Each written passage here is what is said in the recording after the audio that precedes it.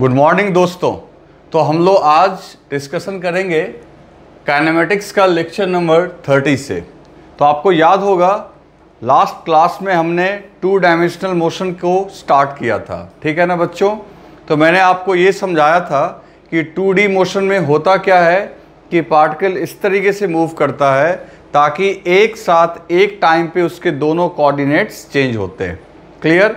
और फिर मैंने आपको वेक्टर के रिजोल्यूशन के मेथड से बताया कि आप इस 2D को चाहें तो 2 1D में स्प्लिट कर सकते हैं और फिर उन दोनों 1 डायमेंशन के मोशन को आप सेपरेटली स्टडी कीजिए।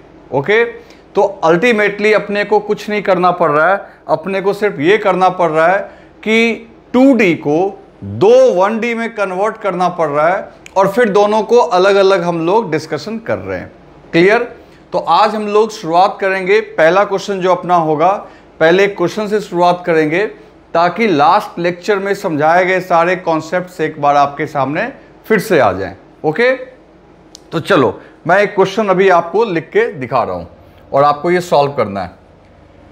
देखो क्वेश्चन क्या बोल रहा है।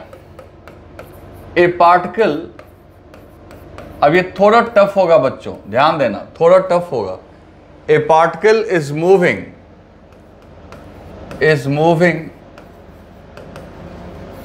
in XY plane।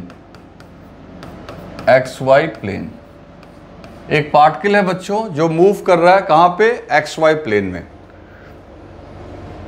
Eight t equal to 0 पे पार्टिकल was at 0,3, मतलब t इक्वल टू 0 पे पार्टिकल की कोऑर्डिनेट है 0,3 एंड मूविंग, और वो वहां पे बैठा हुआ नहीं था, चल रहा था, moving with speed, moving with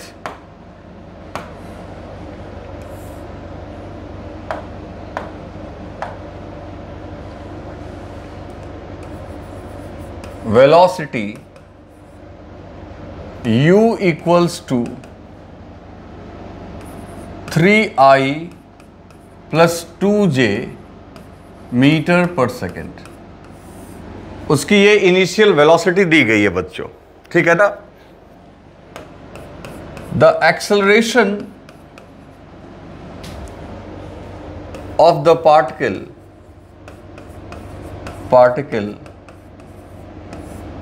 is given by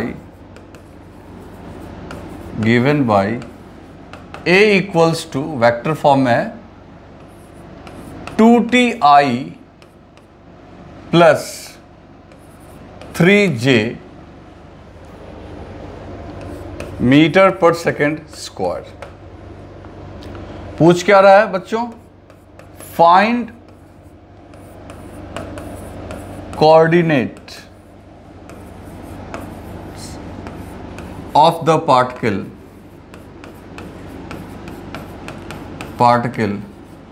at t equal to 5 seconds। तो वीडियो को पॉज करके बच्चों इस क्वेश्चन को सॉल्व करो तो तुम्हारा सारा कॉन्सेप्ट कल वाला रिवाइज हो जाएगा।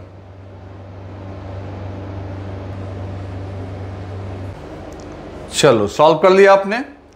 अब देखो मैं आपके सामने इसको सॉल्व कर रहा हूं और फिर इसका सॉल्यूशन आप मैच करके देखो। सबसे पहली बात बच्चों कि ये एक 2 डायमेंशन का प्रॉब्लम है, तो आप इसको 2 1 डायमेंशन में कन्वर्ट करो। मोशन अलोंग एक्स एक्सिस और मोशन अलोंग वाई एक्सिस, दोनों को आप अलग करो और फिर दोनों को स्टडी करते हैं, ठीक है ना। तो सबसे पहले जो आपको दिया हुआ है प्रॉब्लम में उसकी एक लिस्ट बनाओ एट t इक्वल टू 0 पे। अब देखो हम लोग क्या करेंगे, एक तरफ पैरामीटर लिखने के लिए लिखेंगे मोशन अलोंग एक्स एक्सिस, उन पैरामीटर्स को इकट्ठा करेंगे। तो मोशन अलोंग एक्स एक्सिस, तो बच्चों एक्स एक्सिस के लिए इनिशियल पोजीशन क्या दिया हुआ है, तो आप क्वेश्चन में देखो 0,3 है, तो 0,3 का मतलब है 0 कोऑर्डिनेट x का है, तो x इनिशियल क्या है 0। ओके, अच्छा ux कितना दिया हुआ है, इनिशियल वेलोसिटी, तो आप जाके देखो कि इनिशियल वेलोसिटी जो दिया हुआ है बच्चों वो है 3i, है ना, और 2j, तो i के साथ जो है वो आपका ux है और j के साथ जो है वो ui है। तो इसका मतलब ये हुआ दोस्तों कि जो ux है इट इज गिवन 3 मीटर पर सेकेंड स्क्वायर। ये सारी बात कब की है, t इक्वल्स टू 0 पे। और एक्सेलरेशन कितना है ax, तो अगेन देखोगे एक्सेलरेशन तो वो है आपका 2t मीटर पर सेकेंड स्क्वायर। ax जो है वो 2t मीटर पर सेकेंड स्क्वायर है।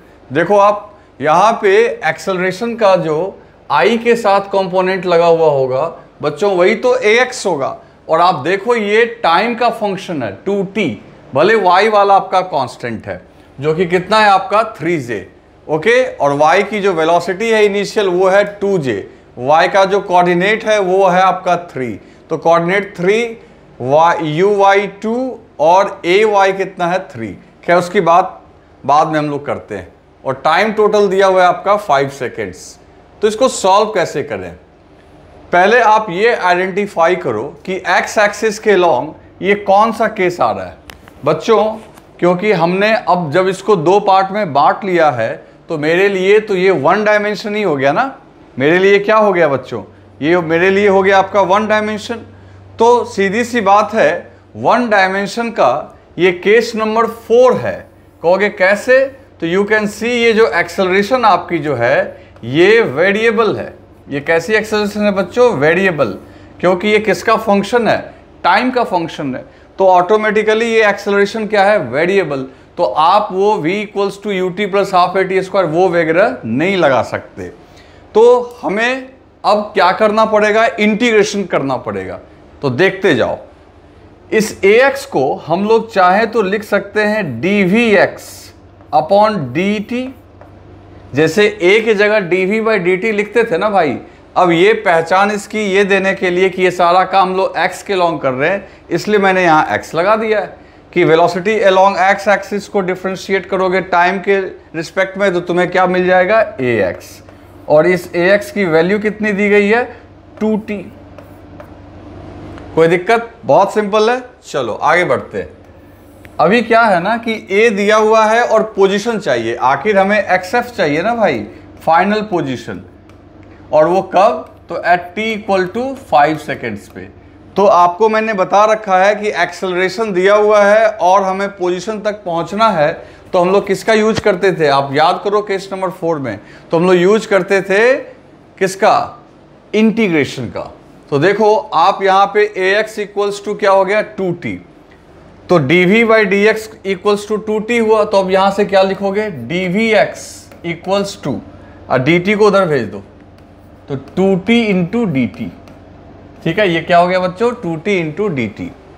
अब दोनों तरफ इंटीग्रेशन लगाओ, इधर dvx का इंटीग्रेशन और 2 कांस्टेंट करके बाहर निकाल लो, ये t dt का इंटीग्रेशन।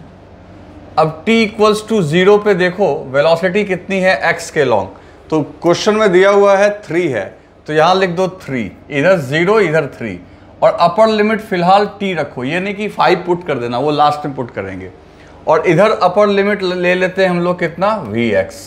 ठीक है, तो dvx का जो इंटीग्रेशन हो जाएगा एक vx, और एक बार अपर लिमिट रखेंगे vx, है ना, और लोअर लिमिट क्या रखेंगे 3। x जो है ना, बस ये परिचय देने के लिए कि ये काम किसके लॉन्ग कर रहे हो, x एक्सिस के लॉन्ग कर रहे हो। चलो इधर आ जाओ, इधर 2, अब देखो पावर में एक ऐड करके उसी से डिवाइड करेंगे, तो 2 अपॉन 2, और ये हो जाएगा बच्चों t स्क्वायर, लिमिट कहाँ से कहाँ, 0 से 2। अब देखो यहाँ पे ये हो जाएगा vx माइनस 3, 2 कैंसिल, और ये हो जाएगा आपका t स्क्वायर माइनस 0, तो ऑटोमेटिकली vx इक्वल्स टू बच्चों आ गया t स्क्वायर प्लस 3। तो ये वेलोसिटी जो है देखो टाइम के फंक्शन में आ गया, लेकिन हम लोग यहाँ पे नहीं रुकेंगे, हमें पोजीशन तक जाना है। तो हम vx को क्या लिख सकते हैं बच्चों, तो vx को लिख सकते हैं dx बाई dt। सीधी सी बात है, वेलोसिटी अलोंग x एक्सिस को लिख सकते हो rate of change of position है ना, एक्स को डिफ्रेंशिएट करोगे तो वेलोसिटी अलोंग एक्स एक्सिस देगा। और इधर क्या लिखा हुआ है आपका, टी स्क्वायर्ड प्लस 3। अब डी टी को इधर ले आओ, डी टी को इधर ले आओगे बच्चों तो डी एक्स इक्वल्स टू क्या हो जाएगा, T square into D T plus 3 D T. ठीक है, अब ये आ गया आपके सामने। फिर से दोनों तरफ इंटीग्रेशन लगाओ, तो इधर dx का इंटीग्रेशन करोगे बच्चों, इधर टी स्क्वायर डी टी का इंटीग्रेशन करोगे, और ये 3 कांस्टेंट है तो इधर dt का इंटीग्रेशन करोगे। 0 से t, फिर 0 से t ले लो। इनिशियल पोजीशन आप देखो कितना है, इनिशियल पोजीशन 0 दिया हुआ है बच्चों, बहुत अच्छी बात है, तो 0 ले लेते हैं। और फाइनल पोजीशन के लिए x ले लो, बाद में x की वैल्यू रखेंगे। तो dx का x हो जाएगा, एक बार 0 एक बार x, और इधर देखो टी स्क्वायर डी टी, तो पावर में एक ऐड कर दोगे बच्चों, तो ये हो जाएगा टी क्यूब बाई 3, लिमिट 0 से t।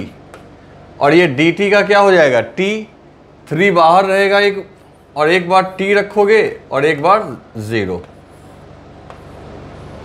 चलो देखो क्या आता है। अब यहाँ एक बार x एक बार 0, तो सिर्फ x रहेगा, क्योंकि x माइनस 0 तो x ही हो जाएगा। यहाँ भी एक बार t रखोगे एक बार 0, तो कोई मतलब ही नहीं उठता है, तो टी क्यूब बाई 3।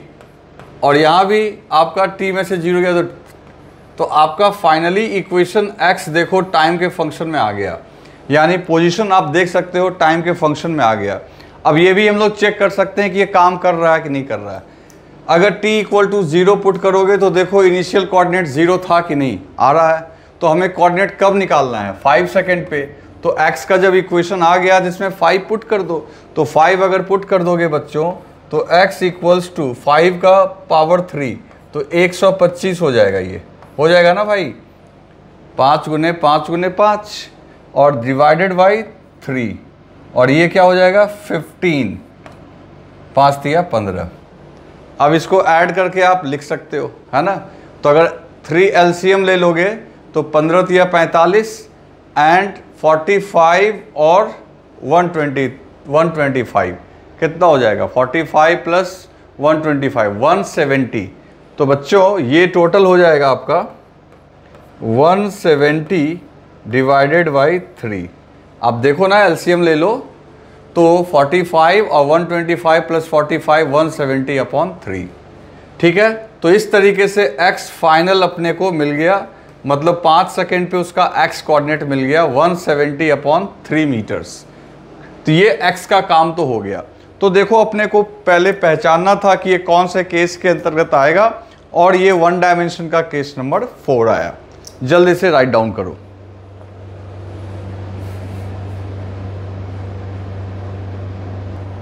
तो बच्चों अब बात करते हैं मोशन अलोंग y एक्सिस की।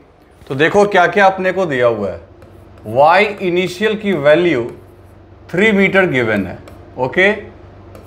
y इनिशियल वेलोसिटी जो है बच्चों वो 2 मीटर पर सेकेंड है, और y का जो एक्सेलरेशन है वो 3 मीटर पर सेकेंड स्क्वायर्ड है। जरा गौर करना, इसमें कहीं कोई टाइम वाइम नहीं है। इसका मतलब ये जो एक्सेलरेशन है बच्चों ये कैसा है, कांस्टेंट। जिसका मतलब ये हो गया आपका केस नंबर 3, 1 डायमेंशन का ये केस नंबर 3, जहाँ हम लोग आराम से v equals to u plus AT वगैरह लगा सकते हैं। आप अगर चेक करना चाहते हो तो देख लो, जो डाटा अपना दिया हुआ है बच्चों ये आपने लिख लिया होगा। तो जो अपना आ रहा है यहाँ पे देखो, यहाँ पे y की जो देखो वेलोसिटी 2 है, y का पोजीशन 3 है, इनिशियल वेलोसिटी 2 है, और एक्सेलरेशन आपका 3 है, टाइम 5 दिया हुआ है। तो इसलिए मुश्किल नहीं है हम लोग के लिए इसको डिस्कस करना। तो हम लोग वापस चलते हैं अपने पेज पे। तो motion along y axis, okay. चलो तो अब जो डेटा दिया हुआ है उसके हिसाब से काम करते हैं। तो हमें पता है डेल्टा y इक्वल्स टू हम लोग लिख सकते हैं ut plus half AYT square. ऐसा हम लोग क्यों लिख पाए, समझ में आया ना तुम्हें? क्योंकि ये जो अपना मोशन है ये कांस्टेंट एक्सेलरेशन वाला है। इसको लिख सकते हैं y final minus y initial, और इनिशियल वेलोसिटी की जगह आप क्या रख दोगे 2, और टाइम की जगह रखोगे 5 प्लस हाफ एक्सेलरेशन की जगह क्या लिखोगे 3 इंटू टाइम की जगह फिर से लिखोगे 5 का स्क्वायर।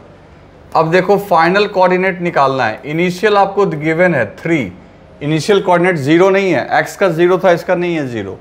ये हो गया आपका 10 और इधर देखो क्या हो रहा है, इधर हो रहा है 25 इंटू 3 75/2, 75/2।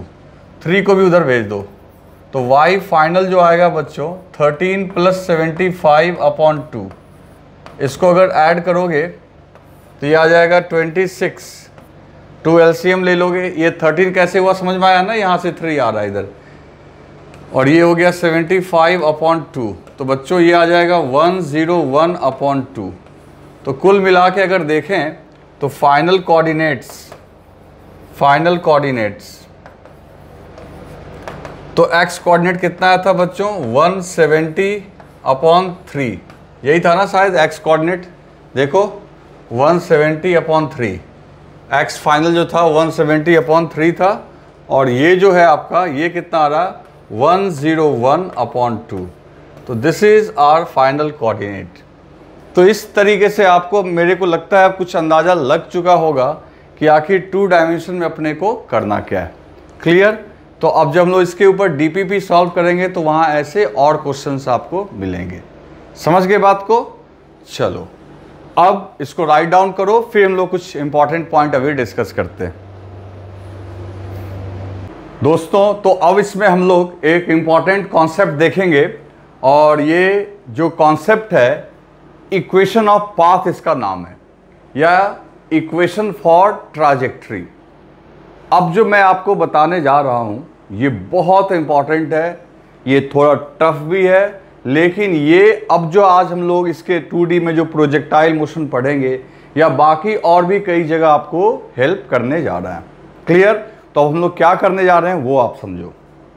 देखो ध्यान से सुनते रहना मेरी बात। यहां मैंने लिख दिया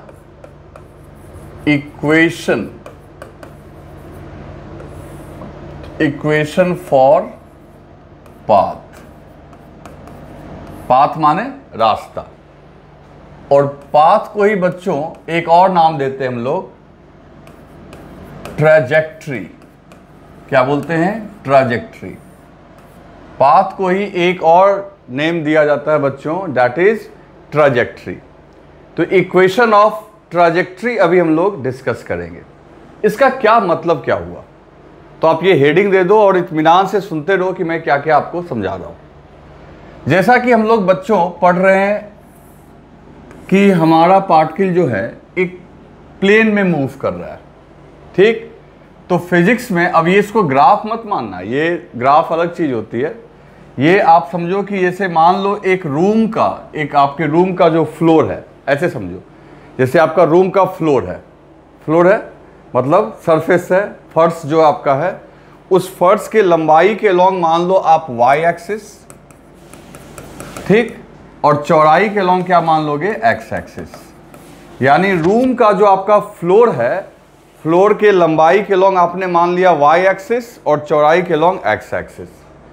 अब अगर इस फ्लोर पे कोई आदमी पहले यहां कॉर्नर में बैठा हुआ है और वो इस तरीके से मान लो चल रहा है, मान लो वो इस तरीके से चल रहा है, यहाँ के बाद उसने पाँव रखा मान लो यहाँ पे, जिसका x कोऑर्डिनेट 1 मीटर है, y कोऑर्डिनेट 2 मीटर है। फिर उसने यहाँ पाँव रखा, x 2 है, y 4 है। फिर नीचे पाँव रखा यहाँ पे, x आपका 3 है, y आपका 3 है। तो इस तरीके से मैं ज़्यादा नहीं लिखूँगा। तो वो मान लो कि वो रूम में ऐसे ऐसे चल रहा है, ऐसे ऐसे ऐसे ऐसे ऐसे चल रहा है।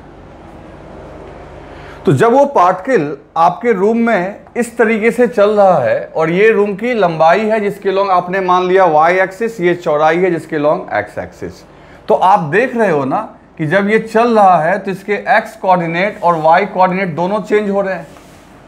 तो जैसे कि ये जो आपका है, अब ये बताओ ये ग्राफ है या सचमुच में पार्टिकल का रास्ता है? तो बच्चों ये सचमुच में पार्टिकल का रास्ता है, क्योंकि यहां y एक्सिस पे भी हमने मीटर में रखा है। ये कोई पोजीशन और टाइम का ग्राफ नहीं है, वेलोसिटी या टाइम का ग्राफ नहीं है। ये सचमुच में आपके रूम की लंबाई है जहां हमने लिख दिया मीटर, और ये चौड़ाई है जहां हमने फिर लिख दिया मीटर। ये मीटर में ही है, ये 2 मीटर है, ये 3 मीटर है, ये 1 मीटर है, ये 2 मीटर है, ये 3 मीटर है, ये 4 मीटर है। मतलब आपने एक पार्टिकल के रास्ते को ड्रॉ किया है। This is path of the particle. ठीक है ना, ये पार्टिकल का रास्ता है, ये कोई ग्राफ नहीं है। अब ये अलग बात है कि ये भी दो एक्सिस के बीच में ड्रॉ हुआ है, तो कहने को ये ग्राफ ही है, लेकिन ये जो ग्राफ है बच्चों, ये पार्टिकल के रास्ते को डिनोट करेगा। ये ग्राफ का जो आकार होगा, पार्टिकल का रास्ता वैसा ही होगा, पार्टिकल के चलने का रास्ता वैसा ही होगा। तो हमने लिखा है इक्वेशन फॉर पाथ, ठीक है ना, equation of path in case of 2D motion, in case of 2D motion, ठीक है ना। 2D मोशन के लिए हम लोग इक्वेशन डेवलप करेंगे। इक्वेशन क्यों डेवलप करेंगे, इक्वेशन का मतलब क्या हुआ, तो सुनो। 2 डायमेंशन में आप देख रहे हो कि पार्टिकल का एक्स कोऑर्डिनेट भी टाइम के हिसाब से बदल रहा है ना, क्योंकि पार्टिकल चलेगा तो एक्स कोऑर्डिनेट भी चेंज होता है, तो पार्टिकल चलेगा तो वाई कोऑर्डिनेट भी चेंज होगा। तो देखो, अगर यहाँ पे एक्स कोऑर्डिनेट भी बदल रहा है और वाई कोऑर्डिनेट भी बदल रहा है, तो हमने पिछले क्लास में ही पढ़ा था, है ना, पिछले क्लास में पढ़ा था कि 2D को अध्ययन करने के लिए हम लोग क्या करते हैं, मोशन अलोंग एक्स एक्सिस और मोशन अलोंग वाई एक्सिस, ऐसा कर लेते हैं। मतलब कि मैं यहां लिख रहा हूं, आप ध्यान से सुनते रहना, थोड़ा टफ है लेकिन आप थोड़ा दिमाग लगाओगे तो आपके लिए आसान हो जाएगा, ठीक है ना। इफ पार्टिकल परफॉर्म मतलब प्रदर्शन करता है, performs 2D motion, then both of its coordinate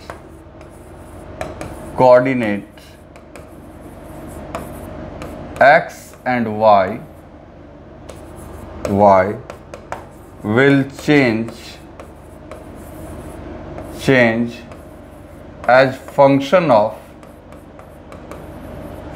of time. तो दोनों ही टाइम के फंक्शन के हिसाब से चेंज करते हैं। कहने का मतलब ये हो गया कि जो एक्स कोऑर्डिनेट होगा वो भी टाइम का फंक्शन होगा, क्लियर। जो वाई कोऑर्डिनेट होगा बच्चों, वो भी टाइम के हिसाब से बदल रहा होगा। तो एक बात समझो, अगर ये दोनों ही टाइम के हिसाब से बदल रहे हैं, तो ये भी टाइम पे डिपेंड कर रहा है, ये भी टाइम पे डिपेंड कर रहा है, तो कहीं ना कहीं y और x को भी आपस में हम लोग चाहें तो रिलेट कर सकते हैं।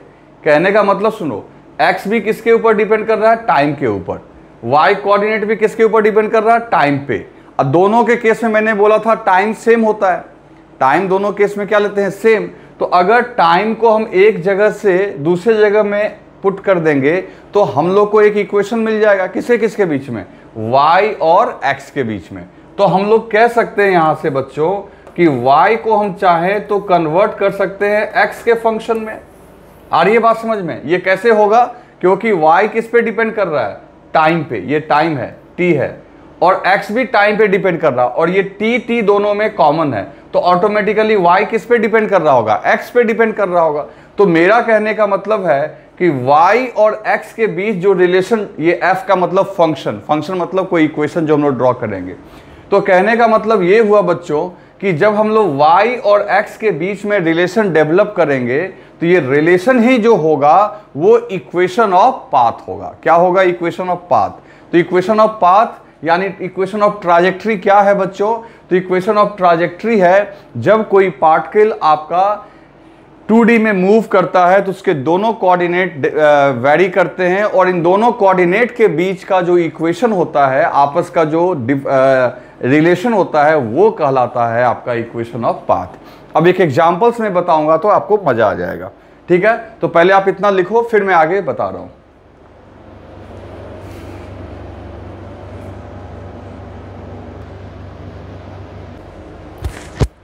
तो दोस्तों अब आगे हम लोग लिखते हैं यहां पे कि the mathematical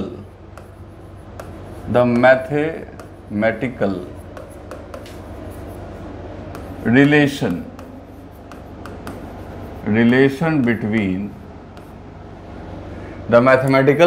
between x coordinate and y coordinate of particle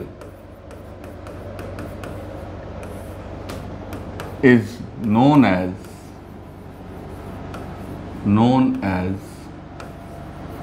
equation of path। Equation of path, इसी को इक्वेशन ऑफ पाथ या equation for trajectory, equation for trajectory भी बोल सकते हैं। क्लियर है, कोई दिक्कत? चलो अब देखो, अगर मान लो आपको y मिल गया x के फंक्शन में, तो अब इस किसी भी इक्वेशन के लिए हम लोग ग्राफ भी ड्रॉ कर सकते हैं। तो अगर हमने कोई ग्राफ ड्रॉ किया जिसमें एक एक्सिस पे y लिया, y कोऑर्डिनेट मीटर्स में, और दूसरे एक्सिस पे भी हमने x कोऑर्डिनेट लिया मीटर्स में, तो इनके बीच इस इक्वेशन के हिसाब से जो ग्राफ ड्रॉ करोगे, मान लो ग्राफ ऐसा आया, मान लो एक एग्जांपल के लिए, तो ये जो ग्राफ ड्रॉ होगा बच्चों, ये ग्राफ का जो आकार होगा, if we draw the graph, ये यहां पे अपने को लिख लेना, graph between x and y coordinate of particle, then the shape of curve will be actual path।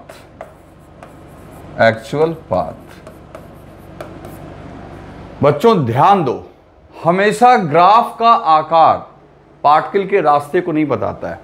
अगर पोजीशन टाइम के बीच ड्रॉ की हो तब नहीं बताएगा, तब वो बस ये बताएगा कि पोजीशन कैसे कैसे वैरी कर रहा है। वेलोसिटी टाइम के बीच ड्रॉ की हो तब नहीं बताएगा, लेकिन ग्राफ का ही आकार रास्ते का आकार होगा। लेकिन शर्त है कि y एक्सिस पे y कोऑर्डिनेट, मतलब कि दोनों उसके पोजीशन, ये देखो दोनों तो पोजीशन वर्सेस पोजीशन ही तो है, ये पोजीशन वर्सेस टाइम ग्राफ नहीं है। यहां भी पोजीशन, यहां भी पोजीशन, बस ये है पोजीशन का चेंज x के लॉग और ये है पोजीशन का चेंज y के लॉग, यानी ये एक्चुअल है, ये एक्चुअल में पार्टिकल ऐसे ऐसे चला होगा। तो आप बोल सकते हो कि ये जो आपका है path of the particle. Clear? तो बच्चों इसका मतलब है कि अगर हमको कोई बोलेगा, पहले तो हम लोग y और x के बीच जो रिलेशन डेवलप करेंगे वो इक्वेशन ऑफ ट्रैजेक्टरी बोलेगा, और इस इक्वेशन का जो ग्राफ आएगा बच्चों, उस ग्राफ का आकार कुछ और नहीं बल्कि आपको पार्टिकल के रास्ते का आकार बता देगा। अब क्या करेंगे, हम लोग इसके ऊपर क्वेश्चन डिस्कस करते हैं, ठीक है? तब आपको मजा आएगा। तो पहले आप इसको राइट डाउन करो।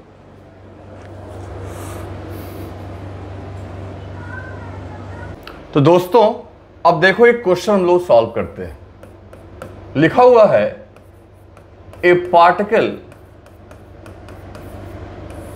is moving in xy plane whose x coordinate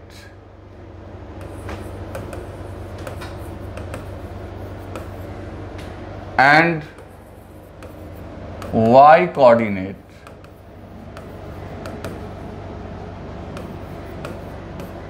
is given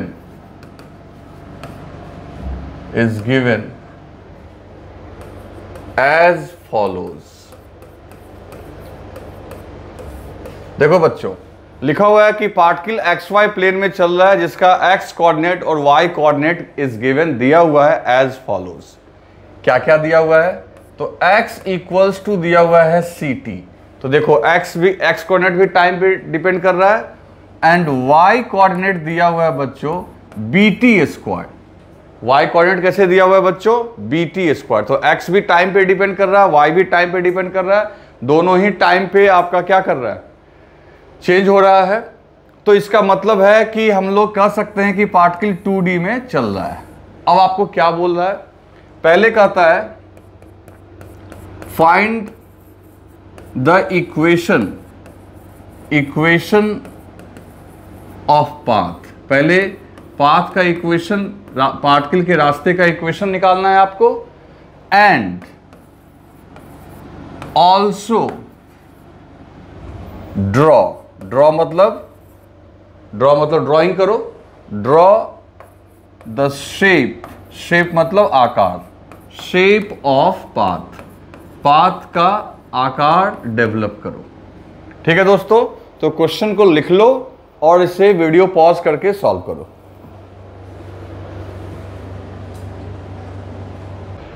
चलो, आपने सॉल्व कर लिया बच्चों।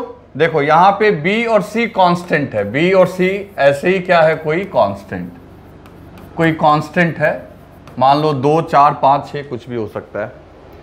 तो अब इसका हम लोग सॉल्यूशन देखते हैं और फिर आप मैच करवाओ कि आपका सही आया या गलत। देखो दोस्तों, सबसे पहली बात यहां पे आपको क्या क्या गिवन है। y is given to you कितना? y इक्वल्स टू कितना दिया हुआ बच्चों? तो y equals to BT square.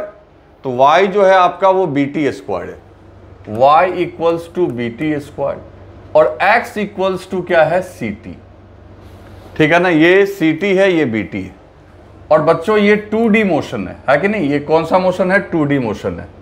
जो टाइम है, time is common between x and y। ये बात आप हमेशा याद रखना, जो मैंने पहले ही आपको बताया है कि जब कभी भी 2D होता है तो दोनों एक्सिस के बीच जो टाइम लेंगे वो सेम ही लेंगे, क्योंकि ये दोनों मोशन एक साथ परफॉर्म हो रहा होता है। तो एक काम करो, तो पहला हमारा स्टेप 1 में क्या था? स्टेप 1 में था कि हम लोग develop relation between x and y, x और y के बीच में रिलेशन डेवलप करो। तो बहुत सिंपल है दोस्तों, x इक्वल्स टू दिया हुआ है CT, तो t इक्वल्स टू हो जाएगा x upon C। In same manner आपका y इक्वल्स टू दिया हुआ है BT स्क्वायर। अब ये जो t है वो यही t है, क्योंकि दोनों में t सेम है। तो ऐसा करो, यहां से उठा के इसे यहां डाल दो, तो y इक्वल्स टू b और t के जगह लिखोगे x अपॉन C, तो ऑटोमेटिकली ये हो जाएगा y equal to b upon C square into x square. दोस्तों ये जो इक्वेशन आया आपका y equals to b by C square into x square, ढंग से मैं यहाँ लिख दे रहा हूँ, ये जो आया equation y equals to b by C square into x square, this is your equation of trajectory. ये आपका क्या है बच्चों? Equation of path. तो पहला आंसर तो आ गया, क्योंकि यही तो आपको रिलेट करना था। और ये देख लो, क्वाड्रेटिक इक्वेशन है एक तरीके से, y equal to b by C square into x. कितना सिंपल है। आप हमेशा यही करना कि x कोऑर्डिनेट अगर टाइम के फंक्शन में दिया हुआ है, y कोऑर्डिनेट भी टाइम के फंक्शन में दिया हुआ है, तो एक जगह से टाइम को एलिमिनेट करके दूसरी जगह रख देना है। तो पहला अपने को इक्वेशन डेवलप करने को कहा था, हमने इक्वेशन डेवलप कर दिया। दूसरा हमको ये कह रहा है कि शेप ऑफ पाथ, यानी पार्टिकल के रास्ते का आकार डेवलप करो। तो बच्चों y equal to b by c square equal to x square का ग्राफ ड्रॉ कर दो। जो ग्राफ का शेप होगा वही पार्टिकल का शेप होगा, अगर हम लोग x और y के बीच ग्राफ ड्रॉ करते हैं। तो अब मैं वो ग्राफ ड्रॉ करके दिखाता हूं, पहले आप इसको राइट डाउन कर लो।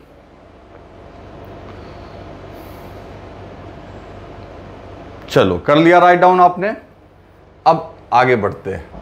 तो देखो क्या इक्वेशन निकल के आया, y equals to b upon c square into x square. अब यहां पे हम लोग ग्राफ जो आप पढ़े थे उस कॉन्सेप्ट को लगाइए, जो आपको मैंने ग्राफ में इतना कुछ सिखाया है। सबसे पहले ग्राफ को शुरू कहां से करते हैं, तो x इक्वल्स टू अगर 0 पुट करोगे तो y भी 0 पुट होगा, मतलब हम लोग यहीं से शुरू होंगे। आ रही है बात समझ में? हम लोग जो ग्राफ को शुरू करेंगे इस पॉइंट से, ओरिजिन से शुरू करेंगे। फिर x की वैल्यू जैसे जैसे बढ़ाओगे, 1 रखोगे तो y देखो b बाई सी स्क्वायर हो जाएगा, 2 रखोगे तो 2 दूनी 4, यानी x के बढ़ने से आप देख रहे हो कि y भी आपका बढ़ रहा है। इसका मतलब इधर ही कहीं जाना है, क्योंकि यही एक तरीका है जिसमें हमारा x और y दोनों बढ़ रहा है। फर्स्ट क्वाड्रेंट में अगर ऐसे चलेंगे तो x और y दोनों बढ़ रहा है। अब सवाल है कि हम लोग ऐसे भी जा सकते हैं, हम लोग ऐसे भी जा सकते हैं, हम लोग स्ट्रेट लाइन में भी जा सकते हैं, यानी स्लोप देखना पड़ेगा। तो स्लोप के लिए तो फिर आपको क्या करना चाहिए, तो पहले स्लोप के लिए आप इक्वेशन फाइंड आउट करो, फिर उसके बाद हम लोग काम कर लेंगे, ठीक है ना। तो हम लोग को पता नहीं है कि अब हम लोग इसमें कैसे चलें बच्चों, तो उपाय क्या है, तो देखो इस इक्वेशन को स्लोप याद करो। स्लोप क्या होता है? स्लोप होता है बच्चों d y upon d x. Slope क्या होता है? D y upon d x. तो y की जगह आप ये पूरा रख दो, यानी इस एक्सिस को इस एक्सिस के रिस्पेक्ट में डिफरेंशिएट करना है। तो b बाई सी स्क्वायर आ गया बाहर, और अंदर में क्या हो गया दोस्तों, D x square upon d x. Clear? क्योंकि b बाई सी स्क्वायर तो कांस्टेंट है। तो स्लोप जो आपका निकल के आ रहा है बच्चों, स्लोप जो आपका यहाँ पे निकल के आ रहा है, ये आ रहा है 2 बाहर आ गया, 2b अपॉन सी स्क्वायर, और पावर में से 1 घटाएंगे तो सिर्फ x बचेगा। तो तुम देख सकते हो कि स्लोप जो है तुम्हारा किसका फंक्शन है, x का। इसका मतलब स्लोप के बारे में क्या क्या बोला जा सकता है? स्लोप हमारा पहली बात है वेरिएबल है। स्लोप वेरिएबल है क्योंकि x के ऊपर डिपेंड कर रहा है, और जैसे जैसे x को बढ़ाओगे, अच्छा स्लोप पॉजिटिव भी है क्योंकि अगर x का वैल्यू पॉजिटिव रखते जाओगे तो स्लोप भी पॉजिटिव ही आएगा, और जैसे जैसे x बढ़ाओगे, देखो न्यूमरेटर में है मतलब समानुपाती है, समानुपाती का मतलब x को बढ़ाते जाएंगे तो स्लोप बढ़ता जाएगा। तो x के बढ़ाने से बच्चों स्लोप जो आपका है वो क्या होता जाएगा, बढ़ता जाएगा। तो आप रिवीजन करते रहो बच्चों, रिवीजन नहीं करोगे तो आपको समस्या आ जाएगी। तो आप जरा याद करो बच्चों कि अगर आपका ग्राफ जो है वो वेरिएबल स्लोप का हो, पॉजिटिव हो और इंक्रीजिंग हो, तो आपको याद होगा कि उसका जो है ग्राफ ऐसा आता है।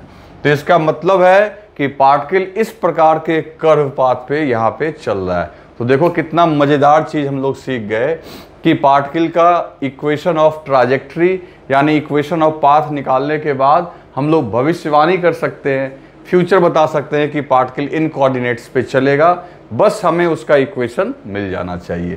तो ये आपका हो गया इक्वेशन ऑफ पाथ, है ना दोस्तों।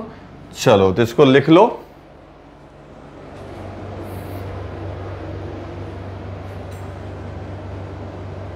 तो दोस्तों अब हम लोग 2D का सबसे पहला एग्जाम्पल, सबसे बढ़िया एग्जाम्पल जो एग्जामिनेशन पॉइंट ऑफ व्यू से बहुत इंपॉर्टेंट है और काफ़ी आपका फेमस है डे टू डे लाइफ में, और वो है प्रोजेक्टाइल मोशन।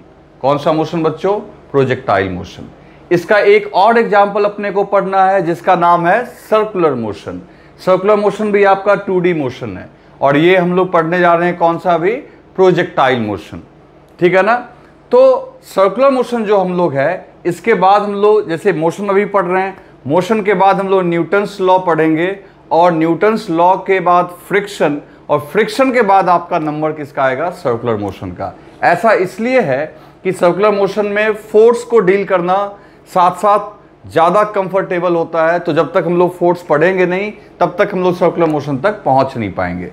तो यहाँ लेकिन हम लोग प्रोजेक्टाइल को डील कर सकते हैं, ठीक है। तो हम लोग अब शुरू करने जा रहे हैं 2D का एग्जाम्पल प्रोजेक्टाइल मोशन। इसी के लिए सारी कहानी कल से पढ़ी जा रही है कि आखिर 2D क्या होता है, इक्वेशन ऑफ पाथ, जितनी भी चीज़ें आपने सीखी हैं उन सभी को हम लोग यहाँ पे अप्लाई करने की कोशिश करेंगे। चलो अब देखो प्रोजेक्टाइल मोशन। प्रोजेक्टाइल मोशन सवाल है कि ये कौन सा मोशन है, कभी आपने डे टू डे लाइफ में कहीं देखा है या नहीं देखा है? तो बच्चों ये एक ऐसा मोशन है जो आप कंफर्टेबली हमेशा देखते ही आते हो। जैसे मैं भी आपको ढेरों एग्जांपल देता हूँ। मान लो किसी ने तुम क्रिकेट खेलते होगे, कोई प्लेयर बाउंड्री से जब बॉल को फेंकता है, या तुम आईपीएल देखते होगे, तो जब कोई प्लेयर बाउंड्री से बॉल फेंकता है तो तुमको दिखता होगा कि बॉल ऐसे जा रहा है, या कोई बल्लेबाज सिक्स मारता है, आपने देखा होगा टेलीविजन पे कि अब क्या है, बॉल का पाथ भी वो दिखाते हैं। तो ये जो तुम देख रहे हो ना, ये बॉल इस तरीके से जाके यहाँ पे गिर रहा है, तो ये आपका प्रोजेक्टाइल मोशन है। This is called projectile motion. और ये जो आकार दिख रहा है इसको बच्चों बोलते हैं पैराबोलिक पाथ। क्या बोलते हैं इसको? Parabolic path. यानी इस पाथ पे चलने वाले को हम लोग बोलते हैं प्रोजेक्टाइल। जो मोशन हो रहा है उसको बोलेंगे प्रोजेक्टाइल मोशन, और जो रास्ता है वो है पैराबोलिक। मतलब ये बॉल को बॉल कहने के बजाय अब आप इसको कह सकते हो प्रोजेक्टाइल। प्रोजेक्टाइल कहने का मतलब क्या हो गया? जिसे प्रोजेक्ट किया जाए। प्रोजेक्ट वर्ड का मतलब क्या होता है? फेंकना। जिसको फेंक सकते हो, जो स्पीड से चल सकता है, वो क्या कहलाता है? प्रोजेक्टाइल। ठीक है, इसके मोशन को क्या बोलेंगे? Projectile motion. कुछ लिखना मत, अभी समझना है अपने को। ये रास्ता क्या होगा बच्चों? ये रास्ता होगा पैराबोलिक पाथ। क्या होगा? Parabolic path. इसे भी लिखने की जरूरत नहीं है, ये सब मैं लिखवाऊंगा बाद में। ये एक एग्जाम्पल है। क्या और भी ऐसे एग्जाम्पल हैं? बिल्कुल। तुम स्टोन को थ्रो करते हो, तुम जैवलिन थ्रो करते हो। जो एथलीट में तुम देखते होगे, भाला फेंकना जिसको बोलते हैं, उसको जैवलिन थ्रो बोलते हैं। तो जैवलिन थ्रो करते हैं तो वो भी आपका इस तरीके से ही जाके गिरता है। या फिर लॉन्ग जंप, ऊंची लंबी कूद, या हाई जंप, है ना, या शॉर्ट पुट, गोला भी फेंकते हैं, डिस्कस थ्रो करते हैं। तो एथलेटिक में ढेर सारे ऐसे गेम्स हैं जो जिसमें प्रोजेक्टाइल मोशन ही हो रहा होता है। ठीक है, इसके अलावे बच्चों जो किसी कैनन से, जैसे आप मान लो कि जो बाउंड्री में बोल रहा हूँ, देश की सीमा पे जो लड़ाइयाँ होती है, जो टैंक से गोले दागे जाते हैं, टैंक से जो गोले निकलते हैं, वो गोला भी जो आपका है वो इसी पाथ को फॉलो करता हुआ गिरता है। टैंक से जो गोला निकलता है वो इसी पाथ को फॉलो करता है, वो भी प्रोजेक्टाइल है। या हम लोग मिसाइल भेजते हैं, मिसाइल भी आपका क्या है? प्रोजेक्टाइल मोशन का ही एग्जाम्पल है। क्लियर? समझ रहे हो ना प्रोजेक्टाइल कहाँ कहाँ आपको देखने को मिल रहा है? ठीक है, अब कहीं ना कहीं तुम्हारे दिमाग में ये सेट हो गया कि प्रोजेक्टाइल जरूर यहां से ऐसे फेंकेंगे, ऐसा शेप दिखेगा तभी उसको प्रोजेक्टाइल बोलेंगे। गलत, ये भी गलत है। मान लो तुम छत पे चले जाओ। ठीक है, छत पे आप एक स्टोन को, एक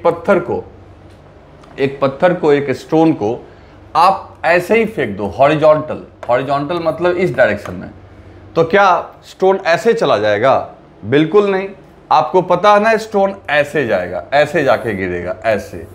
तो ये देखो, इस रास्ते का ये आधा ही दिख रहा है आपको, नहीं? अगर स्टोन को आपने ऐसे फेंका तो ये इस रास्ते की वजह का आधा ही दिख रहा है, तो ये भी एक प्रोजेक्टाइल मोशन का ही केस होगा। ये सारे प्रोजेक्टाइल ही है। क्लियर है? तो ये तो कुछ आइडिया तो लगा प्रोजेक्टाइल का मतलब क्या हुआ। ठीक है, अब प्रोजेक्टाइल 2 डायमेंशनल मोशन है, ये बात बिल्कुल क्लियर है। अगर ये कर्व पाथ पे चल रहा है तो निश्चित तौर पे अगर हम यहाँ एक्सिस ड्रॉ कर दे बच्चों, एक्स एक्सिस और वाई एक्सिस। अब ये डायग्राम थोड़ा गंदा हो गया, मैं अलग डायग्राम बना के दिखा रहा हूँ। मान लो कि अगर ऐसा हो गया, मान लो कि ऐसा हो गया, ठीक है, ये आपका है वाई एक्सिस और ये आपका एक्स एक्सिस। ठीक, धरती यानी जमीन के एलोंग मान लो एक्स एक्सिस, और ऊंचाई यानी ऊपर की ओर वर्टिकल डायरेक्शन में मान लो y, और हॉरिजॉन्टल में मान लो x। और अगर किसी बॉल को आपने यहां से थ्रो किया, ठीक है, किसी बॉल को अगर आपने यहां से थ्रो किया तो बॉल इस रास्ते पे गया, इसका मतलब है कि इसका x कोऑर्डिनेट भी चेंज हो रहा है और y कोऑर्डिनेट भी चेंज हो रहा है। नहीं, देखो कोऑर्डिनेट चेंज होता जा रहा है, तो इसका मतलब है ये 2D तो पक्का है। तो प्रोजेक्टाइल जो है वो एक बहुत बढ़िया एग्जाम्पल है बच्चों 2 डायमेंशन का। ठीक है ना? तो पहली बात है प्रोजेक्टाइल मोशन 2D का एक एग्जाम्पल है। अब ये किसी और का भी एग्जाम्पल है जो मैंने आपको पहले ही बता रखा है। प्रोजेक्टाइल मोशन जो बच्चों है ये एक फ्री फॉल मोशन का भी एग्जाम्पल है। किसका एग्जाम्पल है बच्चों? Free fall motion. कहोगे कैसे? देखो, जब बॉल को आपने यहां से थ्रो कर दिया तो अब ये रास्ते में जब बॉल हवा में उड़ रहा था तो और किसी फोर्स को नेग्लेक्ट, एयर जो लगाती है फ्रिक्शन, जिसको हमने कहा था एयर रेसिस्टेंस, हवा का जो प्रतिरोध है उसको हम लोग नेग्लेक्ट करके चलते हैं। तो जब ये हवा में, मतलब हवा नहीं कहो कि स्पेस में जब उड़ रहा होता है तो बच्चों इसके ऊपर एकमात्र एकमात्र कौन सा फोर्स लगता है? Gravitational force. उसी ने तो इसको टेढ़ा किया।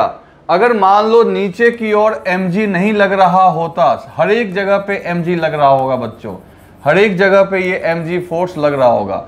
अगर ये mg नहीं लग रहा होता तो आप बताइए क्या ये इस प्रकार के टेढ़ा पाथ पे चल पाता? आप इसको ऐसे फेंकते तो ये सीधा आसमान में ही चला जाता, सीधा स्काई में, स्पेस में जाता है। ये मुड़ा क्यों? ये मुड़ा इसलिए क्योंकि इसके ऊपर क्या लग रहा था? mg। तो इसका मतलब ये है कि जब ये मोशन कर रहा था तो एकमात्र फोर्स कौन सा लग रहा था? mg।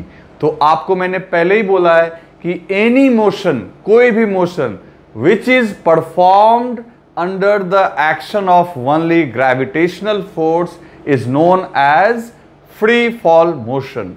तो इसका मतलब है कि प्रोजेक्टाइल एक फ्री फॉल मोशन का बढ़िया एग्जाम्पल है, क्योंकि प्रोजेक्टाइल के दौरान सिर्फ और सिर्फ ग्रेविटेशनल फोर्स लगता है। क्लियर? और वो भी किधर? डाउनवर्ड डायरेक्शन में। तो यहां से एक बात और तुम्हें समझ में आ गई कि जब कभी भी प्रोजेक्टाइल मोशन हो रहा है यहां पे तो पार्टिकल के पास एक एक्सेलरेशन होगा। एक्सेलरेशन क्यों होगा बच्चे? तो क्योंकि आपको न्यूटन लॉ में मैंने बताया हुआ है, पहले भी मैंने नहीं, आप 8-9 से ही जानते हो कि फोर्स बराबर मास इंटू एक्सेलरेशन।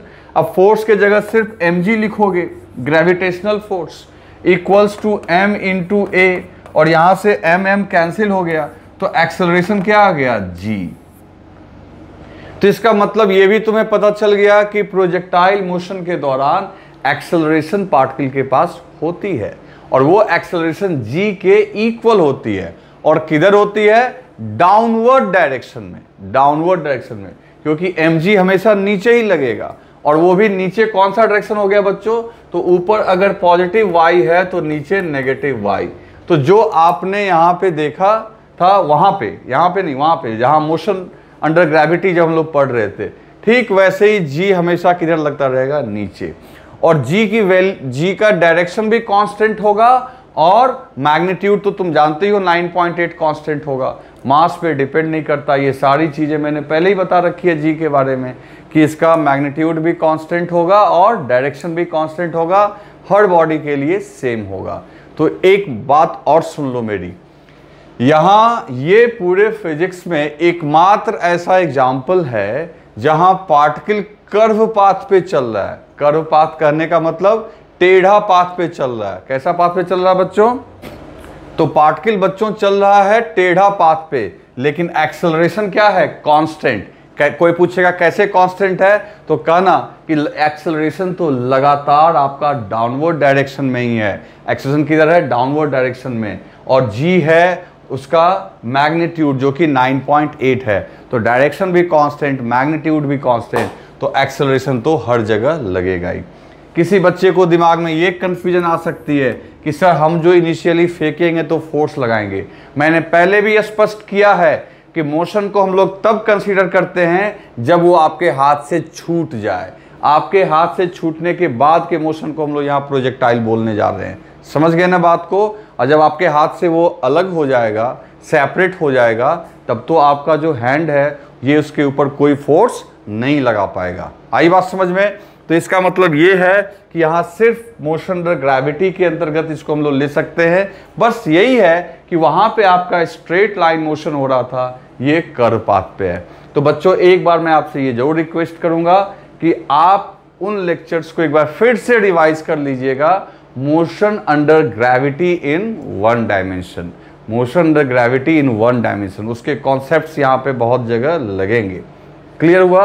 तो इस तरीके से आप देख सकते हो कि प्रोजेक्टाइल को हम लोग 2D भी बोल सकते हैं, फ्री फॉल तो बोलेंगे ही बोलेंगे। और एक बात हमने और सीख लिया कि एकमात्र ऐसा एग्जाम्पल है जहां पार्टिकल कर्व पाथ पे चलेगा लेकिन उसका एक्सेलरेशन क्या होगा बच्चों, कांस्टेंट। क्लियर? तो मैं पहले इन सब चीज़ों को लिखवाता हूं, आप इसे मत करना, इसे तो ये ऐसा हम लोग ढेर सारा डायग्राम ड्रॉ करेंगे बच्चों आगे। तो पहले मैं आपको थ्योरी तो बच्चों यहां पे हम लोग लिख सकते हैं in case of projectile motion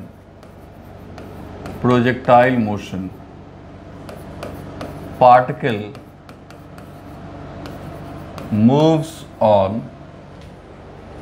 moves on parabolic path. अब ये पाथ जो मैंने आपको ड्रॉ किया उसी को हम लोग पैराबोलिक पाथ बोलते हैं, moves on parabolic path. Okay, दूसरी बात, it is an example of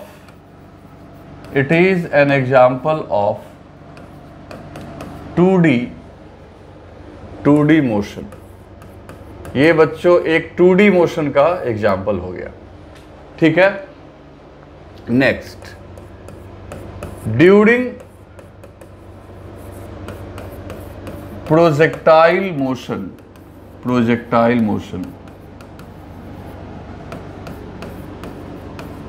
particle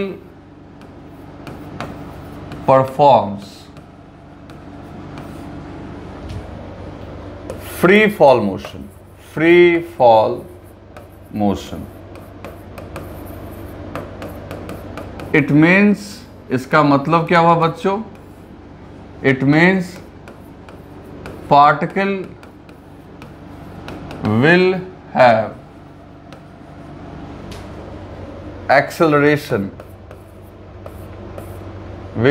acceleration equals to g, और वो भी ब्रैकेट में लिख देता हूं, in downward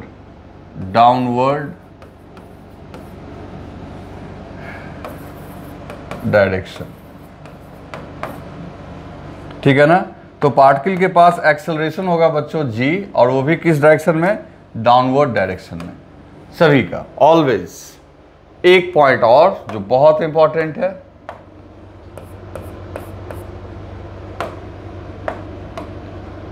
projectile motion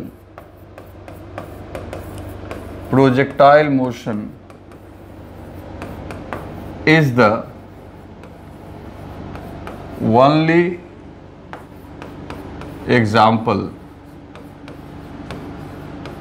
where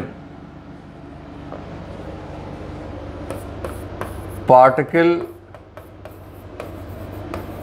moves on curved path but it has constant acceleration। तो बच्चों, projectile motion is the only example where particle moves on curved path but it has constant acceleration. Okay, चलो तो जल्दी से इसे लिख लो। तो बच्चों, हमेशा की तरह, जैसे मैं हमेशा हर चीज को आपको केस में बांट के इसलिए बताता हूं, केस में डिवाइड कर देता हूं ताकि इसकी सब्जेक्ट की अंडरस्टैंडिंग आपकी अच्छी हो। ये मैं पूरे फिजिक्स में करता रहूँगा, वही काम मैं यहाँ प्रोजेक्टाइल में भी करूँगा। प्रॉब्लम्स जो एग्जाम में पूछे जाते हैं उसके आधार पे मैंने इसके केसेस को अलग अलग कर दिया है, ठीक है। तो मैं अभी आपको समझाता हूँ कि क्या क्या केस हमने किया है। तो देखो यहाँ पे केसेस ऑफ प्रोजेक्टाइल मोशन। अब हालांकि इसके केस 1 डायमेंशन जितने बड़े बड़े नहीं है, छोटा छोटा ही है, ठीक है ना, एक एक क्लास का है, लेकिन मैंने अलग कर दिया ताकि आपको समझने में दिक्कत ना हो। तो देखो केस 1 में है when body is projected from ground. ये सबसे मोस्ट कॉमन केस, जब बॉडी को आपने कहां से प्रोजेक्ट किया ग्राउंड से, मतलब कि अर्थ के सरफेस से आपने फेंका और ये बॉल इस तरीके से आया, ये वाला केस, ये सबसे ज़्यादा हम लोग डिस्कस करेंगे। और क्योंकि इसी से मैक्सिमम क्वेश्चंस आते हैं, केस 1 से ही। केस 2 से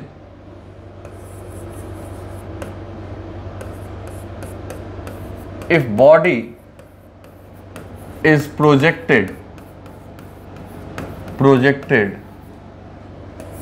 फ्रॉम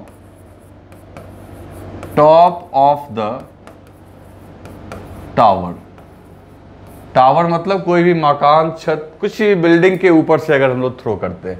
एक एग्जांपल के लिए मैं बता दे रहा हूं यहाँ पे, इसमें बॉल को मान लो हमने ऐसे थ्रो किया तो बॉल इस प्रकार के रास्ते पे जाके गिरेगा, तो ये आपको दिखेगा इस केस में, ठीक है ना। और इसका एग्जाम्पल जो है, इसका एक और नाम है, इसको हम लोग हाफ प्रोजेक्टाइल भी बोलते हैं, हाफ प्रोजेक्टाइल। अब इसकी वजह क्या है वो आपको डायग्राम से ही क्लियर हो रही होगी। जैसे देखो, इसका आधा डायग्राम यहाँ बन रहा है, दैट्स वाई बोलते हैं। बस ये एक इंफॉर्मेशन थी जो मैंने आपको बताया। Case 3, when body is projected from moving platform. अब इसमें बहुत मज़ेदार कंडीशन बनेगा, इसका डायग्राम भी मज़ेदार बनेगा, जब बनेगा देखना। मूविंग प्लेटफॉर्म का मतलब आप अर्थ के सरफेस के बजाय आप किसी कार पे चलिए, किसी ट्रेन पे चलिए और चलती हुई ट्रेन में कोई बॉल को फेंकिए, अब तब उसका मोशन देखना इंटरेस्टिंग होगा। तो उसके उस मूव करते हुए बॉडी या कार के लिए यहाँ लिखा गया है मूविंग प्लेटफॉर्म। ओके, चलो इसके बाद हम लोग देखते हैं case 4। When body is projected on incline surface.